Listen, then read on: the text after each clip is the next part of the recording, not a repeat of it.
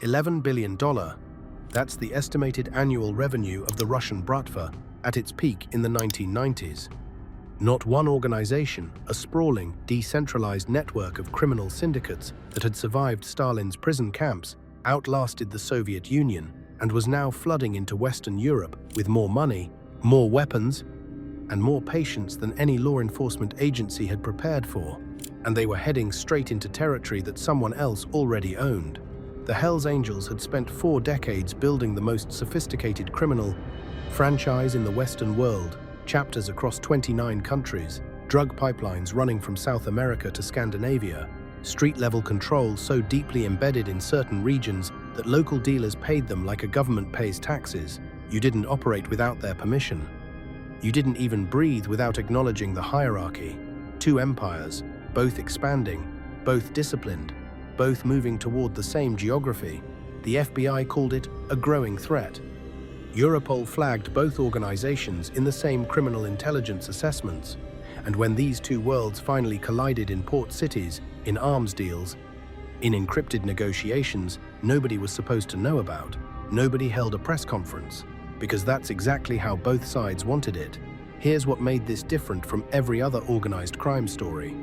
You've heard, this wasn't a war fought in the open, no dramatic shootout to point to, no declared territory, no ultimatums delivered through intermediaries. This was a shadow conflict fought over drug lanes and weapons, pipelines and port cities that most people had never heard of, and the silence surrounding it was itself part of the strategy. By the end of this, you'll understand why this story was never told on the news. You'll understand the geography that made conflict inevitable. You'll understand the weapons pipeline that created a terrifying interdependence between 2 rival empires. And you'll understand why, even today, neither side has any interest in you knowing the full picture. Let's start at the beginning. Because to understand what happened between these 2 powers, you need to understand what each of them actually was. Who they were. The Hells Angels were founded in Fontana, California. The rowdy biker image, the leather, the patches, the highway mythology that's the disguise. By the 1970s, under the leadership of Sonny Barger, the club had transformed into something that Canadian investigative journalist Julian Scher, who spent years covering them, described as the McDonald's of organized crime: structured chapters, geographic territories, discipline enforced from the top down, a franchise model for violence. The United States Department of Justice didn't mince words. They officially classified the Hells Angels as a criminal enterprise involved in murder, methamphetamine manufacturing, cocaine distribution, heroin trafficking, and illegal firearm sales. This wasn't a club with some criminal members. The criminal enterprise was the point. The bikes were branding. By the 1990s, they had chapters across Europe, Denmark, Norway, Sweden, Finland, Germany, Belgium, the Netherlands, each chapter a beachhead, each territory a revenue stream. They'd taken the American franchise model, the same one that put a McDonald's in every town on Earth, and applied it to the drug trade. On the other side, the Russian Mafia, except calling it a mafia, undersells what it actually was. It wasn't one organization.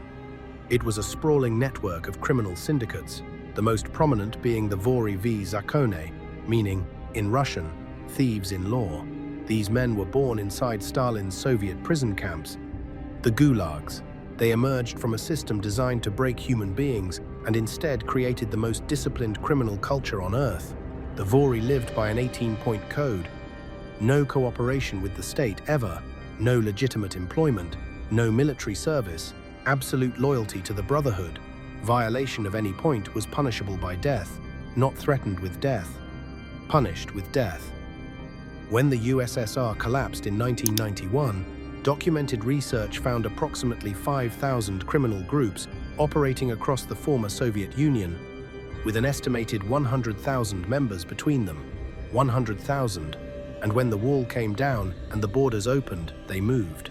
FBI testimony before the US House Judiciary Committee in 1996 described Russian organized crime as a growing threat, with reach extending into drug trafficking, arms smuggling, money laundering, and contract killing across multiple continents.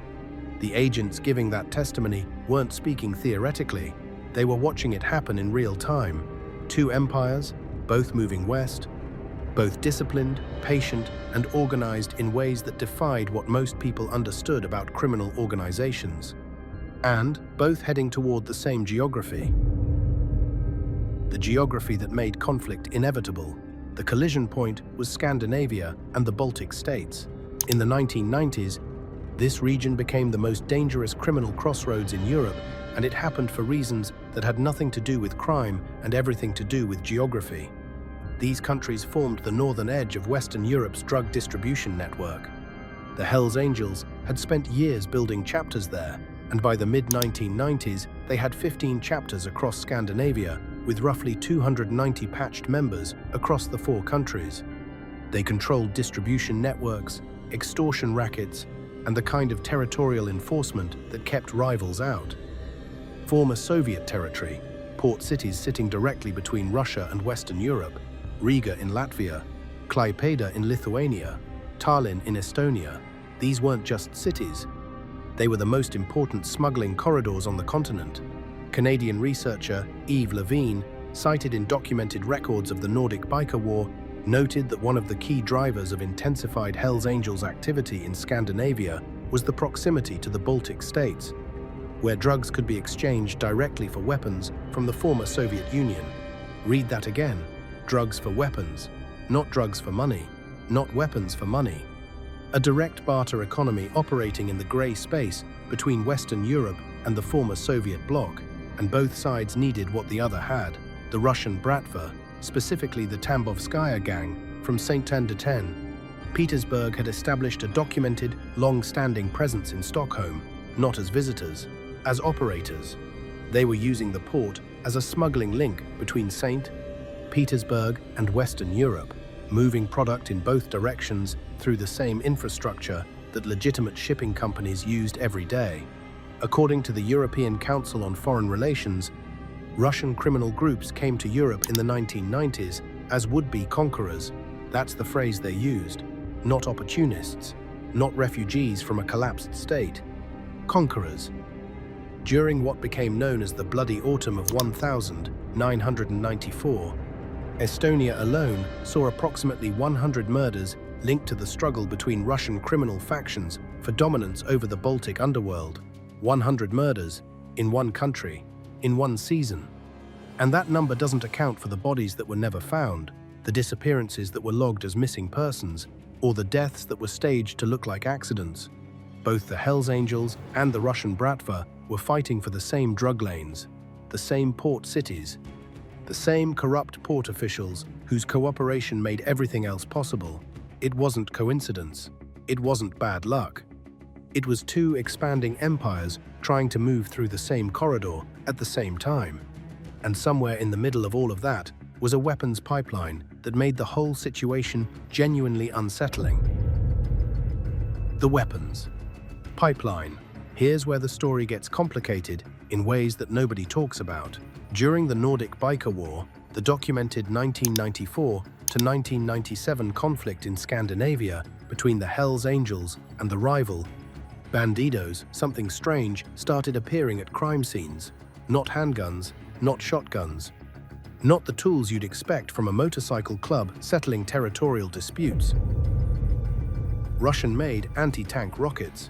The Hells Angels obtained Russian-manufactured and Yugoslavian-made rocket launchers during that conflict, along with surplus machine guns and rifles from former Eastern Bloc countries. This is documented in verified accounts of the Nordic Biker War. Russian-manufactured RPG-2 anti-tank rockets were used 3 times during the conflict. Swedish AT-4 rockets, stolen from Swedish Army installations, were used 8 times. Between 1994 and 1997, at least 36 break-ins at Swedish and Danish military installations resulted in the theft of 10 machine guns, over 300 handguns, 67 fully automatic rifles, and 205 standard rifles. These weapons didn't come from a gun shop, they came from Eastern Bloc networks. They came through the same Baltic corridors where the Russian Bratva had established its infrastructure. And they ended up in the hands of a motorcycle club fighting a turf war in Scandinavia. Here's the implication nobody wants to say plainly. The Hells Angels were sourcing Soviet-era military weapons from Russian criminal networks. The same networks they were allegedly competing with for control of those very corridors. The Russian Bratva, according to the ECFR report on Russian organized crime in Europe, specialized in moving Soviet weapons westward and drugs eastward. It was an exchange economy built on surplus military hardware from a collapsed superpower, and it ran through exactly the same ports that both organizations were fighting over. That created something far more dangerous than a simple turf war. It created an interdependence. The Hells Angels needed those weapons, the Bratva had them. And that meant the two most powerful criminal organizations in Europe were simultaneously rivals and supply chain partners, a relationship that could flip from transactional to territorial depending on which side of the deal fell through first. Think about what that actually means in practice. You're negotiating a weapons shipment with an organization you're also trying to cut out of your drug distribution network. You need what they have, they need what you have, and one wrong move, one missed payment, one overreached territory claim, one lieutenant who decides to take more than his share turns a business relationship into a body count. That's the kind of pressure that produces professional executions in quiet parking lots. That's the kind of tension that explains why the bodies in Estonia during the bloody autumn of 1994 never came with explanations. The Cold War within the underworld. What makes this story uniquely complex is that these two powers didn't always fight. Sometimes they worked together, and that cooperation made them more dangerous, not less. Mark Galeotti, one of the foremost academic experts on Russian organized crime and the author of The Vori, Russia's Super Mafia, published by Yale University Press, documented how the Vori v Zacconi, when they arrived in Western Europe, deliberately operated as intermediaries. They didn't try to own every corner. They provided services, arms, heroin pipelines, money laundering infrastructure. They positioned themselves as the wholesale layer of a criminal economy, leaving street-level distribution to established local networks. That included the Hells Angels. For a period in the 1990s, the relationship worked. The Angels controlled distribution. The Russians controlled supply chains. Each side needed the other. Each side understood the other's capabilities well enough to know that open conflict was expensive. But intermediary relationships have limits. When the Tambovskaya Bratva began pushing westward through the Baltic, ports, through Stockholm, through the very cities where the Hells Angels had chapters, they weren't just supplying anymore. They were competing. They were building street-level infrastructure. They were developing direct relationships with customers who had previously only known the Hells Angels as their source. The same ECFR report confirms the Tambovskaya had long-standing operations in Stockholm, the same city where the Hells Angels had chapters, the same city where both organizations were supposedly operating in separate lanes. There's a phrase used in criminal intelligence circles to describe this kind of situation: competing parallel structures. Two organizations occupying the same space, performing overlapping functions, each with their own enforcement capabilities. It's inherently unstable. It resolves in one of two ways: negotiated division or violence. The FBI's congressional testimony in 1996 warned that Russian organizations were making ties with the American Mafia and Colombian drug cartels, building alliances that would bypass or squeeze out existing distributors like the Hells Angels. Both sides understood what the other was doing. Neither wanted a public war, because public wars bring law enforcement. That's a lesson the Hells Angels had learned at tremendous cost during the Nordic Biker War itself, a conflict so visible, so spectacular in its violence, that it triggered coordinated law enforcement crackdowns across 4 countries and came close to dismantling the entire Scandinavian operation. You don't win a war with the Russian Bratva by shooting your way through it. You'd have to shoot your way through Estonia first. The geography of conflict. Estonia, 1994. Let's stop on Estonia for a moment, because this is where the abstract becomes concrete. In 1994, the population of Estonia was approximately 1.5 million people. It was a newly independent country. The Soviet Union had only dissolved 3 years earlier. State institutions were still fragile. Police were underpaid and undertrained. Border controls were inconsistent. The port of Tallinn was handling an enormous volume of cargo with minimal oversight. Into that vacuum came the Russian criminal networks, not cautiously, not incrementally. They arrived the way the ECFR described as would-be conquerors. They moved into port infrastructure. They established relationships with customs officials. They created a transit corridor that could move almost anything: drugs, weapons, stolen goods, cash between Russia and Western Europe with minimal risk of interdiction. And when rival factions from Moscow and St. Petersburg started fighting over control of that corridor, it produced approximately 100 murders in a single autumn season in a country with fewer people than many mid-sized European cities. The Hells Angels had chapters nearby. They had members in Denmark and Sweden and Finland who were watching what was happening in the Baltics with professional interest. Because what was happening in the Baltics wasn't just a Russian problem, it was a European criminal infrastructure problem. And whoever controlled that infrastructure controlled the most important smuggling corridor between East and West. The weapons that ended up at Hells Angels crime scenes in Scandinavia came through that corridor. The question that intelligence agencies were asking, and that nobody has ever fully answered publicly, is whether those weapons were sold, exchanged, or simply stolen from networks that both organizations were simultaneously competing with and cooperating with. The answer matters because it tells you something fundamental about the nature of the conflict. If the weapons were sold, then the relationship was primarily commercial, and the violence was a byproduct of competition. If they were exchanged for drugs, then both sides were running a barter economy that neither wanted to disrupt. And if they were stolen, if the Hells Angels were taking weapons from Russian networks by force, then what looked like a covert commercial relationship was actually a low-grade war with no publicly acknowledged front. All three explanations fit the available evidence. And the fact that we don't know which one is true tells you everything about how carefully both sides managed the silence around this period. The Nightwolves factor. And then there's the layer that almost nobody talks about. In 1989, the same year, the Soviet Union began its final collapse. A motorcycle club was founded in Moscow, not the Hells Angels. Something new. Something that would eventually become the Kremlin's answer to the Hells Angels model and one of the most politically significant biker organizations in the world. The Nightwolves, their leader, Alexander Zaldostanov, known publicly as the surgeon, built the club from the beginning with an explicitly nationalist identity.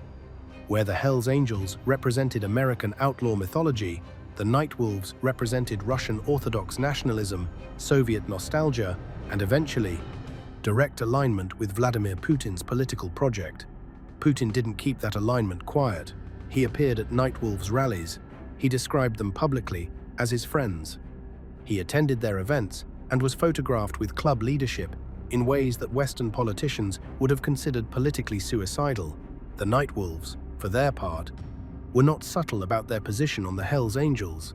Zaldostanov publicly called the Hells Angels arms dealers and drug cartels on wheels in the Russian press.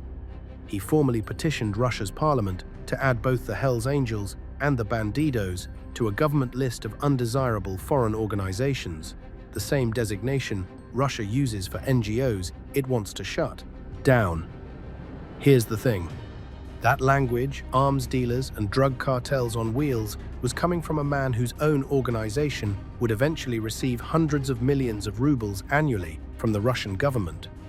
According to a 2013 report, the Nightwolves were functioning as a state-funded paramilitary organization. In 2022, the European Union sanctioned them for involvement in Ukraine.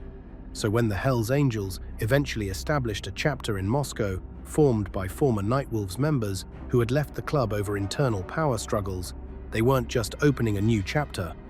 They were setting up operations inside a country where their primary rival was a state-backed paramilitary organization with Kremlin funding and government protection. The Hells Angels representative in Russia told the Sound, Moscow Times directly, "We call each other brothers and avoid being linked to any religious and political organizations."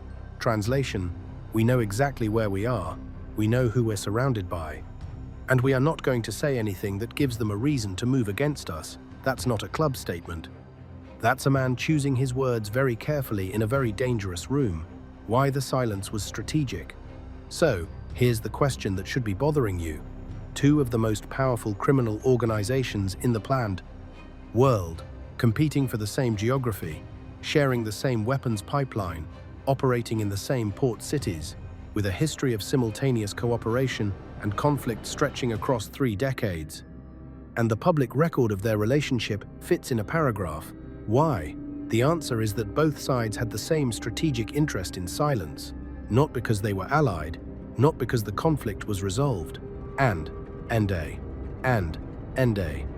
but because visibility was the one thing that could destroy both of them. The Hells Angels had learned this the hard way. The Nordic Biker War, their most visible conflict, a campaign of bombings and shootings and rocket attacks that played out across Scandinavia in full public view, nearly destroyed them. Not through military defeat, through law enforcement response. When you fire Russian-manufactured anti-tank rockets at rival motorcycle clubs in a NATO country, governments notice. Police resources are redirected, intelligence agencies open files, prosecutors start building cases that take years but eventually produce results. The most dangerous thing a criminal organization can do is become visible. The Nordic Biker War taught the Hells Angels that lesson in the most expensive way possible. When it ended, according to organized crime expert Maria Marani, the club came out of that era preferring negotiation over bullets, not out of principle, out of calculation. Open warfare destroys business. The Russian Bratva had always understood this at an institutional level. Mark Galeotti's research documented how Russian organized crime specifically structured itself as loose networks of independent actors, deliberately avoiding centralized command structures. Not because it was more effective, it was actually less efficient in many ways, but because it made attribution nearly impossible. You can't charge an organization that doesn't officially exist. You can't prosecute a network that has no formal membership. A Bratva brigadier arrested in Stockholm in the mid-1990s wasn't a member of an organization in any way that Western courts could easily prosecute. He was an entrepreneur with some contacts who had made some unusual business decisions. Proving the structure above him was a years-long exercise that usually ended in frustration. So both sides had the same incentive: stay invisible, fight in the shadows. Let the bodies speak when necessary, and let silence speak the rest of the time. And then, Europol started flagging both organizations in the same criminal threat assessments, and the FBI started noting overlapping networks in congressional testimony. And journalists, who spent years covering one side, started noticing the fingerprints of the other at scenes that were supposed to be simple territorial disputes. And then the Washington Post reported in 2024 that Iran had simultaneously used both the Hells Angels and the Russian Thieves in Law network as criminal proxies, two rival organizations working separately for the same government. Two enemies sharing a client. If that doesn't tell you everything about the nature of this relationship, nothing will. These weren't enemies kept apart by ideology. They weren't allies kept together by loyalty. They were rivals kept in check by one shared calculation. Open war is bad for business. What happened in the space between? Let's talk about what the silence contained, because the absence of a declared war doesn't mean nothing was happening. It means what was happening was too valuable to both sides to risk making visible. The Baltic port corridor that the Russian Bratva controlled wasn't just a smuggling route. It was the most important criminal logistics infrastructure in Northern Europe. Drugs moving west, weapons moving east, cash moving in both directions through informal networks that left no paper trail. And, at the center of it all, port cities, where 2 or 3 corrupt officials could ensure that a container didn't get inspected, a shipment didn't get flagged, a manifest didn't get matched against what was actually inside. The Hells Angels needed that infrastructure. Not just for the weapons, though. The weapons were critical during the Nordic Biker War. For the drugs, the club's primary revenue came from drug distribution, and distribution at the scale they were operating required a reliable supply chain. In Scandinavia, in the 1990s, the most reliable supply chain ran through Estonia and Latvia and Lithuania. through the same port infrastructure that the Russian Bratva controlled. That meant that even in periods of territorial tension, in Stockholm and Copenhagen and Oslo, there was a commercial relationship that neither side could afford to fully sever. Think about what that does to a conflict. You're fighting someone you're also paying, you're competing with someone you're also depending on. Every act of aggression carries a financial consequence.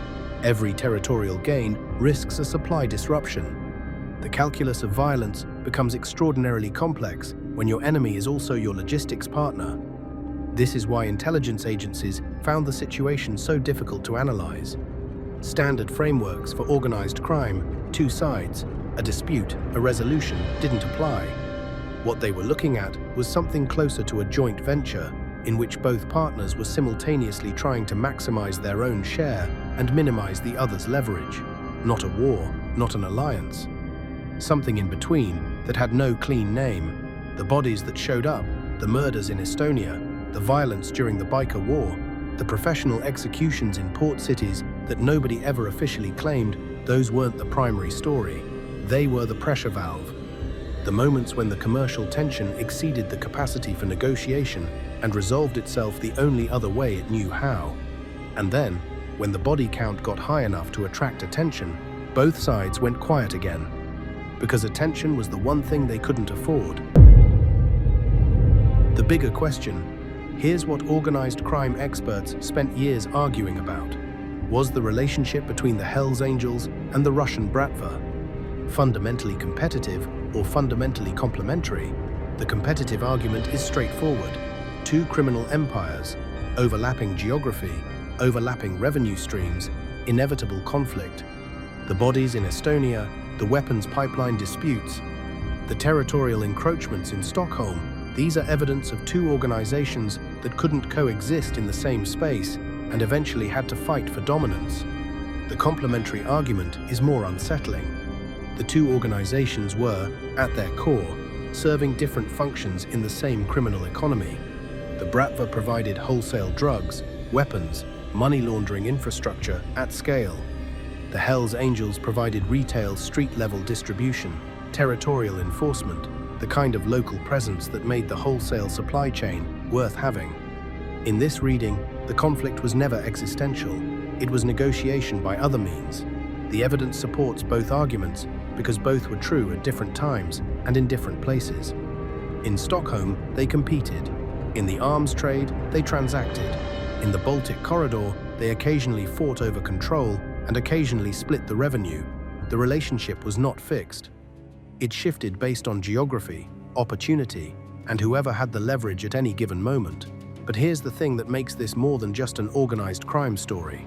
In 2024, the Washington Post's reporting on Iranian use of criminal networks revealed that Tehran was simultaneously employing both the Hells Angels and the Vori Zakon as criminal proxies for operations in Europe.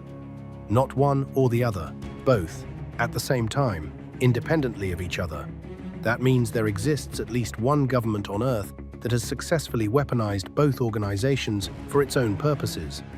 That means both organizations are, under the right conditions, available for hire by state actors.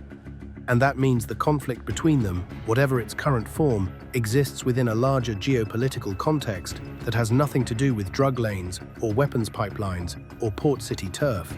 The shadow conflict between the Hells Angels and the Russian Bratva was never just about crime. It was always also about power: who controls the infrastructure, who controls the corridor, who gets to decide what moves through Europe's criminal economy. And the people who benefit most from that question remaining unanswered are not the bikers, they're not the criminals, they're the state actors who discovered, sometime in the 1990s, that a criminal organization with global reach and zero public accountability is the perfect instrument for operations a government cannot officially acknowledge. The real conflict was never announced. It was fought in port cities, and drug pipelines and arms deals written in invisible ink. The Hells Angels and the Russian Bratva never sat across a table and declared war. They never issued a statement. No cartel boss gave a speech. No chapter president announced a campaign. The conflict existed in the space between transactions, in the moment when a shipment was short, when a territory was overstepped, when a lieutenant made a decision that his counterpart on the other side interpreted as aggression, and in those moments, people died, cleanly, professionally, with no one claiming responsibility and no one willing to speak to investigators afterward. Because, in both cultures, the outlaw biker culture and the Vori culture, speaking to investigators is the one sin that cannot be forgiven. The code of silence that makes both organizations so difficult to penetrate is also the code that makes their conflict so difficult to document. Every murder that happened in the space between them is technically unsolved.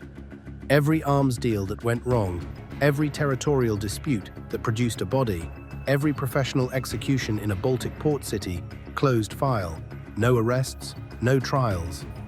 No record except the police reports that describe a scene and a victim, and nothing else. What we know from fragments, from the weapons recovered at crime scenes that traced back to Soviet military stockpiles, from the intelligence assessments that placed both organizations in the same networks, the same cities, the same financial systems, from the academics who spent careers documenting what governments acknowledged only in congressional testimony and Europol threat reports. The full picture, the actual relationship, the actual history of cooperation and conflict, the actual body count may never be known, because the people who know are either dead, in prison, or still operating on the principle that silence is survival. Where it stands now, as of 2024, both organizations are still operational. The Hells Angels have chapters across Europe, including, remarkably, a chapter in Moscow, operating in a country that has simultaneously sanctioned their closest rival and elected a president who describes that rival's leadership as personal friends. The Russian Bratva, or what remains of its most organized elements, continues to operate through the same decentralized network structure that made it so difficult to prosecute in the 1990s. The Tambovskaya Bratva's influence in Scandinavian port cities has evolved with technology and changing drug markets, but the fundamental infrastructure, corrupt officials, shipping containers, informal financial networks remains. Europol continues to flag both organizations in its annual serious and organized crime threat assessments. The FBI continues to track Russian organized crime networks in Europe, and the intelligence agencies of Finland, Sweden, Denmark, Norway, and the Baltic states continue to monitor biker club activity, Russian criminal networks, and the intersection between them. The shadow conflict didn't end. It changed form. The rocket launchers of the 1990s became the encrypted communications of the 2010s. The physical port corruption became digital money laundering through cryptocurrency networks. The territorial disputes that produced 100 murders in Estonia in a single season became slower, quieter, harder to see.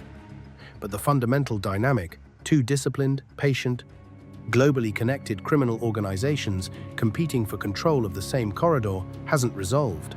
It's adapted, and somewhere in the port cities of Northern Europe, in the encrypted communications of criminal networks that have been operating longer than some governments have existed, that adaptation continues.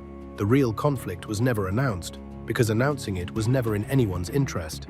And that silence, that heavy, strategic, institutional silence is itself the most important thing to understand about what happened between the Hells Angels and the Russian Bratva. Because when you understand the silence, you understand the power. And when you understand the power, you start asking who benefits from keeping the story untold. If that question is still sitting with you, hit subscribe and turn on notifications, because that question leads somewhere nobody is supposed to follow, and we're going there anyway.